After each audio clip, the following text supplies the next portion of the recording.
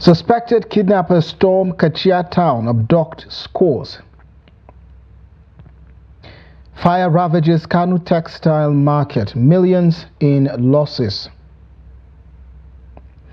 NDLEA arrests Canadian woman with cannabis, seizes 9 billion naira opioids. And on the international scene, thousands demonstrate in Accra against illegal mining in Ghana. Very good evening and welcome to the news update on Trust Television.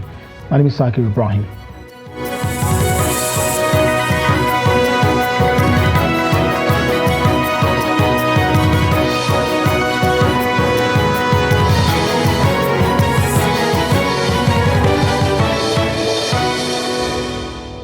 And now the news in full. Gunmen suspected to be kidnappers stormed Kachia town on Saturday night, firing sporadically and abducting an unconfirmed number of victims. According to local sources, the victims included both men and women, among them housewives and young girls. Community members attempted to pursue the gunmen but were forced to retreat due to the intense gunfire.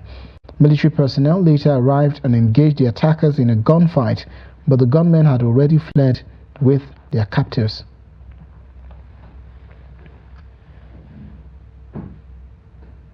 And joining us now via telephone to give update on this development is Bello Musa, Trust Television's reporter in Kaduna. Good evening, Bello. Welcome to the news update.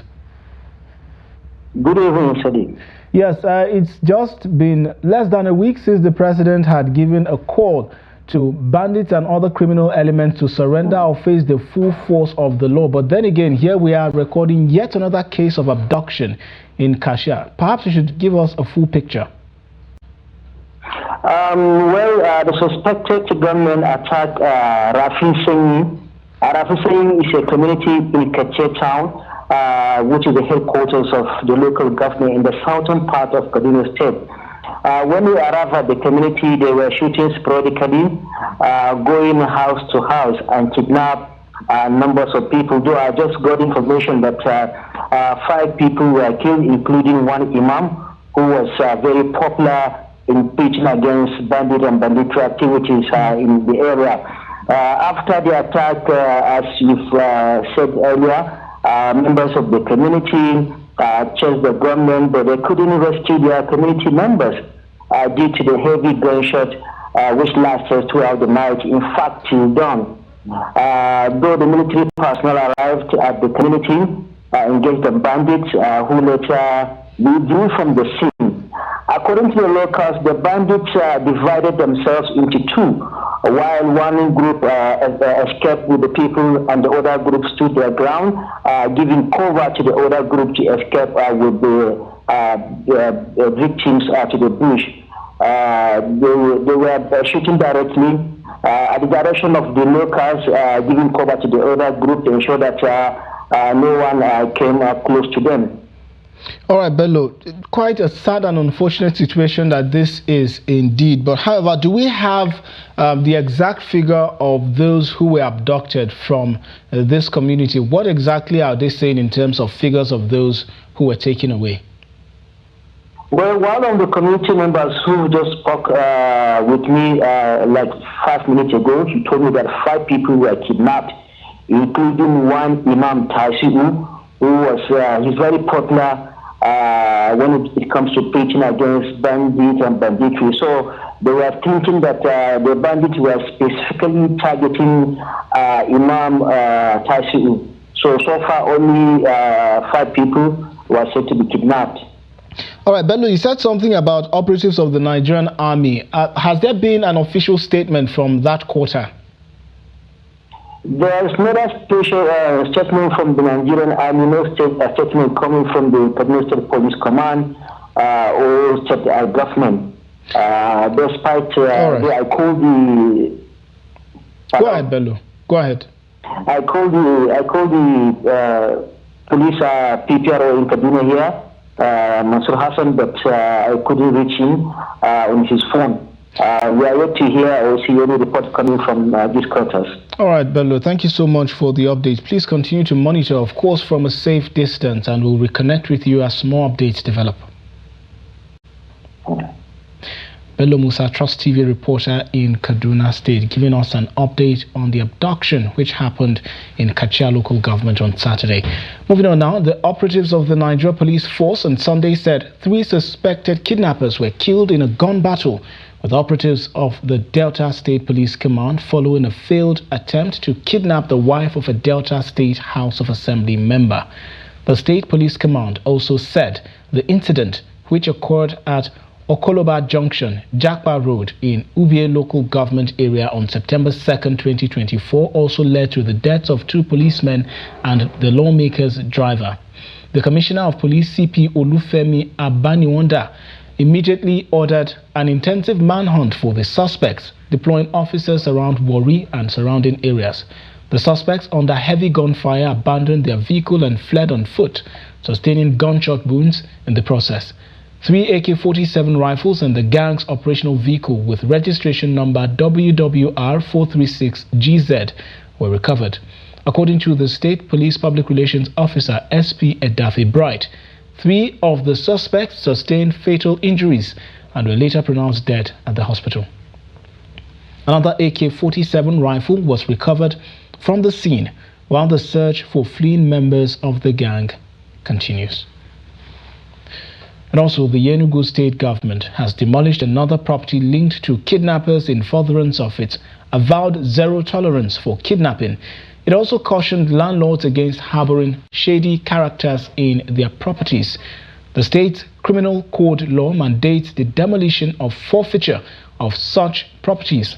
Speaking with journalists at the site of the demolition, the executive chairman, Enugu Capital Territory Development Authority, Uche Anya, confirmed that a mansion located in Amaibo Oweli community in Agu local government area was used to hide kidnapped victims. Anya stated that a video of a male kidnapping victim who had several AK-47 rifles pointed at his head in May 2024 was recorded in the same building, adding that security agencies were able to track the building, rescuing the victim while also apprehending most of the criminals and recovering a cache of arms and ammunition. He further noted that several AK-47 rifles, semi-automatic weapons, and different types of ammunition, including dozens of proscribed and offensive weapons, were recovered.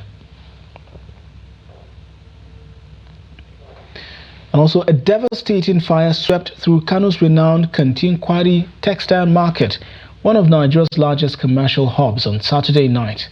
The inferno wiped out goods and properties worth millions, leaving shops owners reeling in shock and despair. Trust TV's Abdulaziz Ibrahim has more details. Some damaged textile materials were among the few salvaged from the inferno that tore through this building at Kantinkwari Textile Market. The fire, which ignited at Gidan Inwa Meimai at Bayajidda Street, housing over 100 shops, spread swiftly, destroying at least 15 shops. Shop owners, desperate to contain the blaze, struggled in vain until emergency services arrived to take control. After I returned home yesterday, at about 8 p.m., I received a call informing me of the fire. Then, when we came back here, we started what we could do to put out the fire, but it was beyond us. And then, luckily, the fire service came. I rushed back here around 8 p.m., although many people were here to help, and the police were also here to prevent some people who made attempts to loot property from other shops during the chaos. Authorities have attributed the cause of the fire to an electrical fault. The blaze has resulted in the loss of millions of naira in textile goods and personal property, delivering a devastating blow to the livelihoods of countless shop owners in the market. Some of us lost everything, like Alhaji Zayano, Sani Tahir, and then several others whose goods were completely burnt. Up to 15 shops were affected. Our plea to the government is that if they can come here to see what has happened to us, to see what has happened to our source of livelihood and offer us some help, We need help because our losses are running into millions of naira. Traders are urging for stronger fire safety measures to prevent future disasters in the tightly packed Kantinkwari market. Abdulaziz Ibrahim, Trust TV News. At least 80 houses have been reportedly destroyed by flood in some communities of Langtang South local government area of Plateau State following a downpour in the area. Sources from the area told Daily Trust that the downpour, which lasted from Friday to Sunday morning, displaced many residents, leaving many families stranded and seeking refuge. Yintim Yohana Nimlam, Community Development Secretary of Sabongida area, who spoke to newsmen, lamented the unfortunate development, explaining that several persons have been displaced and properties destroyed. Also, the Kwara State government has urged people living around the riverbanks in various areas of the state to relocate to higher ground following persistent rainfall recently in the state. The advice was contained in a statement issued on Sunday by the State Commissioner for Environment, Nafisat Buge, to guard against impending flooding in the state. Kwara State has been experiencing persistent rainfall between Wednesday and Sunday, leading to reports of flooding affecting people around the Asha River in Unity Road, Taiwo Isale and Isale Koko in the Ilorin South and Ilorin East areas of the state, respectively. The commissioner described the situation as a global phenomenon which can be attributed to the effects of climate change on the environment as a result of both natural phenomena and human activities. According to the press statement signed by the press secretary of the Ministry of Environment, Kamaldeen Aliagan, the state government is deeply concerned about the impending flood situation and is taking proactive measures to ensure public safety.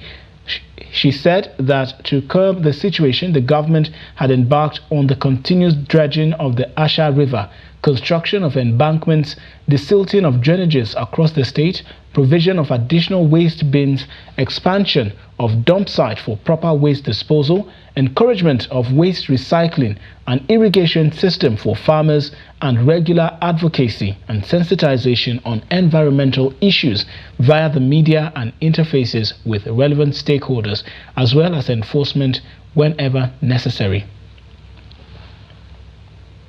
And the Universal Basic Education Commission has trained 1,878 teachers from the state's 13 local government areas on inclusive education, recognizing human capital development as a key factor in addressing the out-of-school children crisis in Nigeria.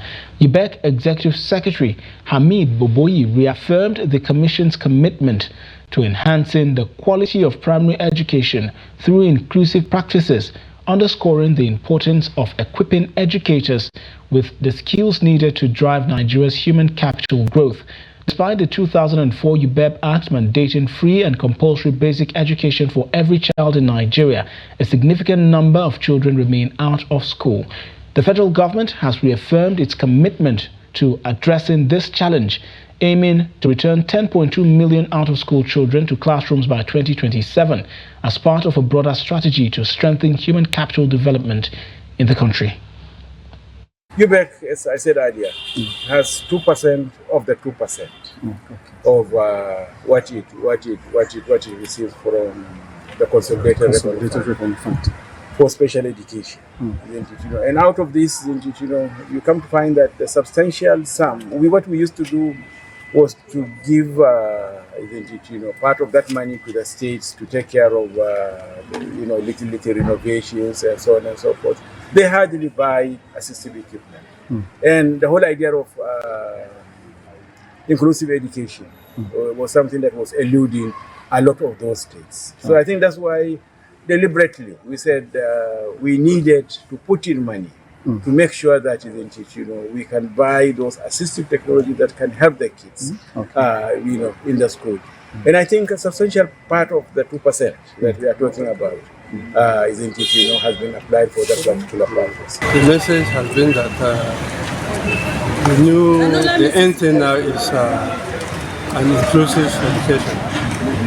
We don't have to say this education for the regular people who are using at least for the special needs people. It's a situation whereby we now want to fuse everything so that should be a curriculum for all, irrespective of your status, whether you have special needs or you are normal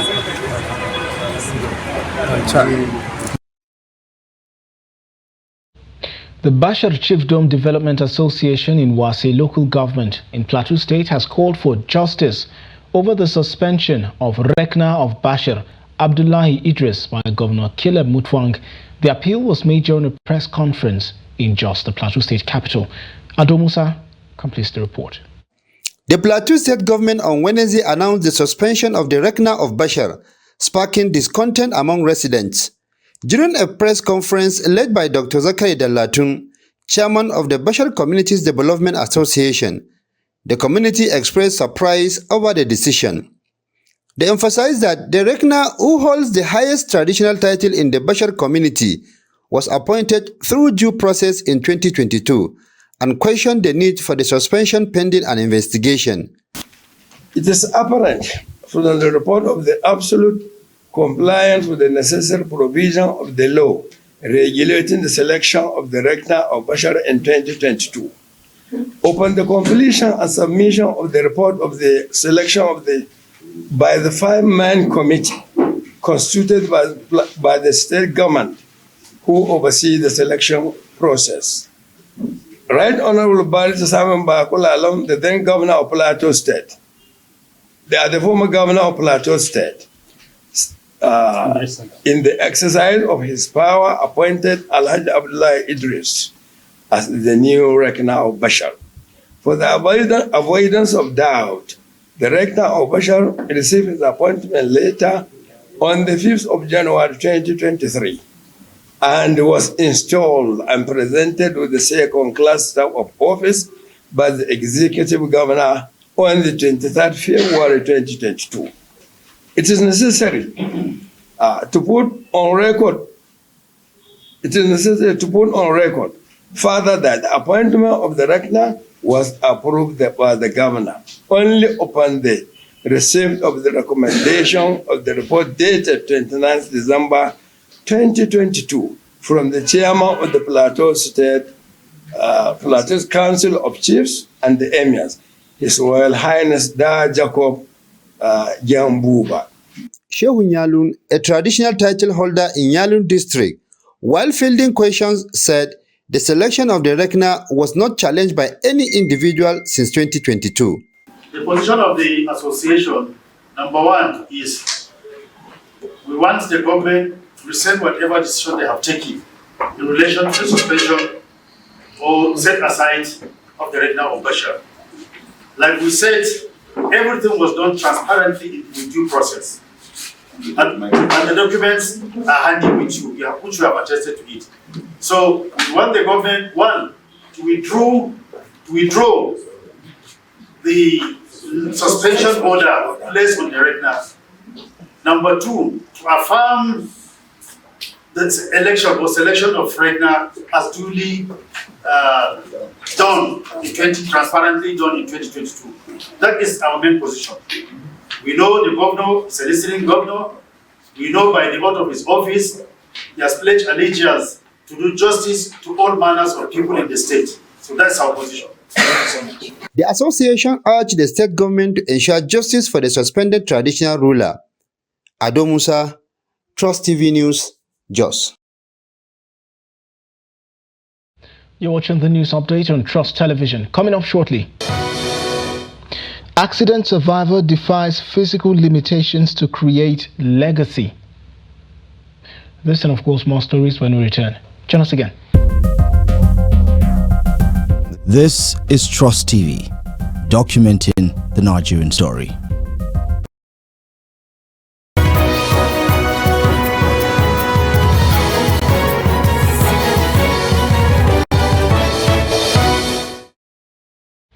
Welcome back from that short break. If you're just joining, this is the news update on Trust Television. Now, recap of our top stories again. Suspected kidnappers storm Kachia town, abduct scores. Fire ravages Kano textile market, millions in losses. To more stories now. For Mohammed Al-Hatu, life changed in an instant. A ghastly motor accident left him partially paralyzed from the waist down. His dreams and daily routine shattered by a spinal cord injury. Now, more than 7 years later, Al-Hatu is still navigating this new reality, facing the physical and emotional challenges that comes with it. Each day is a reminder of the life he once knew, but also of his incredible resilience in the face of adversity. Here is Gibson Swadigo with his story. I got an accident on 25th December 2016, which left me partially paralyzed from my waist down. So, I did the accident in Gombe. Since that fateful day, Mohammed Al-Hatu's life has taken a drastic turn. At 37, once full of vitality, he now navigates the world from a wheelchair, forced to say goodbye to the life he once knew. Born in Yola South, Adamawa State, Al-Hatu is the eldest in the family, but his body, now crippled, belies the sharp and creative mind that remains active. The memory of the accident still haunts him. The pain, the helplessness, and the long search for health solution. His education came to a standstill. His wedding plans fell apart, and in a desperate bid to afford surgery, he sold his home. Yet, through it all, the Al-Hatu's spirit remains unbroken, determined to rebuild his life piece by piece. Thanks to the generosity of friends and well-wishers, Mohammed Al-Hatu was able to undergo surgery in India. Remarkably, his recovery was swift, showing incredible progress within just weeks. But while his body healed, the hope of walking again remains uncertain, resting solidly in the hands of the Creator.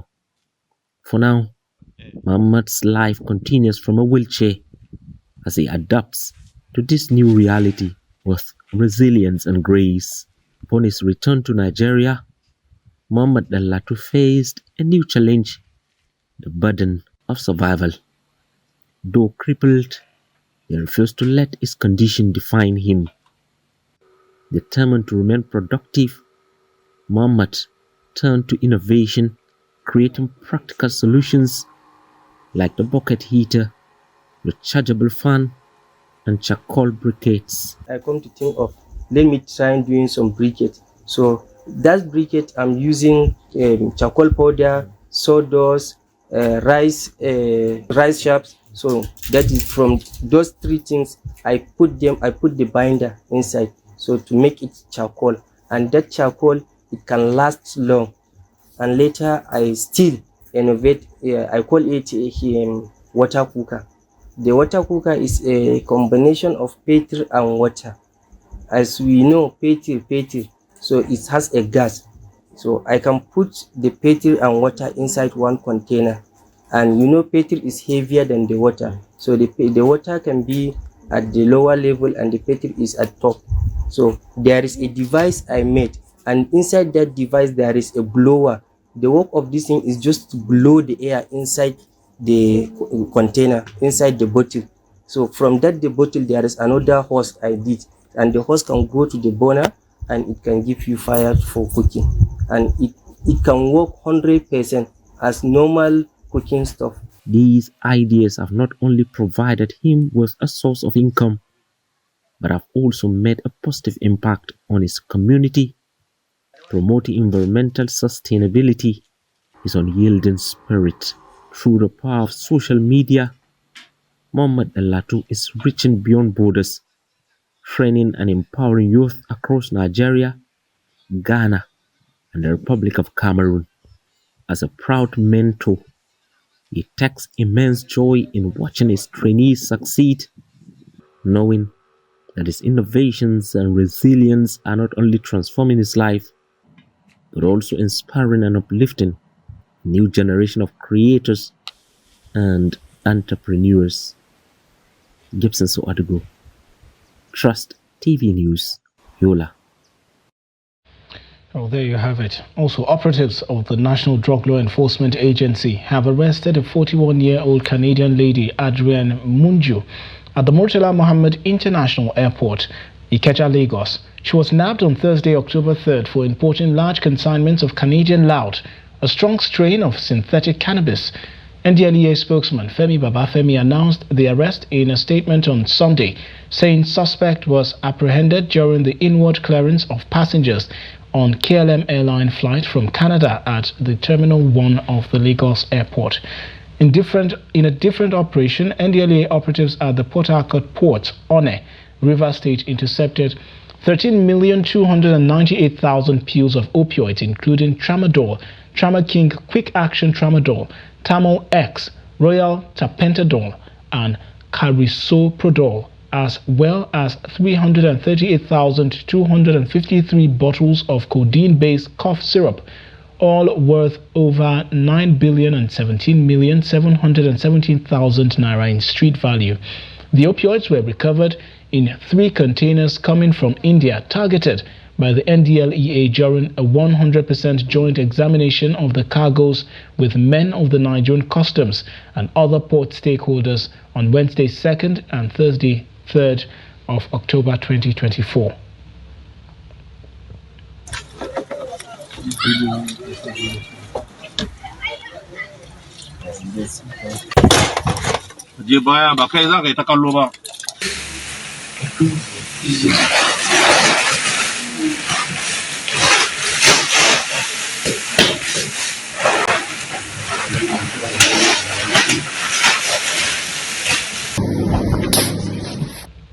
Into news away from Nigeria, thousands of demonstrators filled the streets of Ghana's capital, calling for an end to illegal mining in the country, also known as Galamsey. Some in the crowd insisted that they would continue to pressure the government until it addresses the issue and its damaging impact on the environment. The protest took place from Thursday to Saturday. Unlike a previous demonstration in September organized by pressure group Democracy Hub, police did not interfere with the protest. Determined to push the government to take action, the Catholic Church is gearing up for a peaceful demonstration against illegal mining on Friday, while the country's labor unions are set to declare a nationwide strike on Thursday. All it means is that it affirms the stance and the president who went to beg the labor union. The labor union need to understand this, that the lives of Ghanaians and they themselves is threatened by this illegal activity, said another participant. Protesters were also urging the government to free those who were arrested during a previous demonstration against illegal mining organized by the Democracy Hub. And that wraps up the news update at this hour. Do not forget to follow us across all of our social platforms and catch our live stream on YouTube for more news programs and also documentaries. My name is Sagir Ibrahim. Thanks for watching. Join us again.